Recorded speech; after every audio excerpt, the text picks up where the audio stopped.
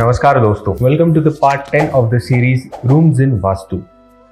और आज हम बात करने वाले हैं कार पार्किंग के नियमों के बारे में। कार पार्किंग का शेड अगर आप बना रहे हैं तो नॉर्थ वेस्ट डायरेक्शन में या वायव्य कोने में सबसे अच्छा माना जाता है। सेकेंड ऑप्शन है साउथ ईस्ट यानी आग्नेय कोण। यहाँ पे भी आप कार पार्किंग के लिए शेड बना सकते हैं। पार्किंग शेड का स्लोप हमेशा ईस्ट या नॉर्थ की तरफ होना चाहिए, ये ध्यान रखें। अब देखते हैं कि पार्किंग का शेड अगर आपका सही जगह पे है तो उसके क्या फायदे होते हैं। सही जगह पर पार्किंग होने से वास्तु के अनुसार शुभ ऊर्जा का प्रभाव होता है, जो घर के लोगों को पॉजिटिविटी और सुख समृद्धि देता है। नॉर्थ वेस्ट या साउथ ईस्ट जैसी डायरेक्शंस में अगर आप पार्किंग बनाते हैं या पार्किंग करते हैं तो घर के ऊर्जा में एक संतुलन आता है और घर की एनर्जीज बैलेंस्ड रहती है। अब हम बात करते हैं कि पार्किंग कहाँ नहीं करनी चाहिए। First of all, north east और साउथ वेस्ट डायरेक्शन में किसी भी हालत में कार पार्किंग नहीं करनी चाहिए। नॉर्थ ईस्ट में पार्किंग करने से घर के पॉजिटिव वाइब्स या पॉजिटिव एनर्जी में एक स्टॉप आ जाता है और घर के लोगों की ग्रोथ स्टॉप हो जाती है। साउथ वेस्ट में पार्किंग इसलिए नहीं रखना चाहिए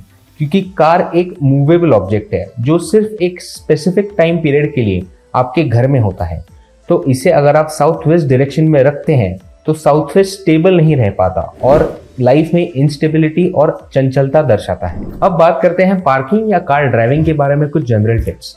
अमावस्या या पूर्णिमा के दिन समुद्री लहरों की तरह शरीर के ब्लड फ्लो पर भी प्रभाव पड़ता है, इसलिए दूर की ड्राइविंग इन दिनों ना करें। पार्किंग का शेड आप साउथ ईस्ट, साउथ वेस्ट या नॉर्थ वेस्ट डायरेक्शन में रख सकते हैं, इसलिए आपको प्रॉपर वास्तु गाइडलाइंस की जरूरत होगी। आप अगर पोर्च में ही कार पार्किंग करते हैं तो भी बढ़िया है, लेकिन अगर आप शेड बनवाते हैं तो ये ज्यादा लाभदायक होता है।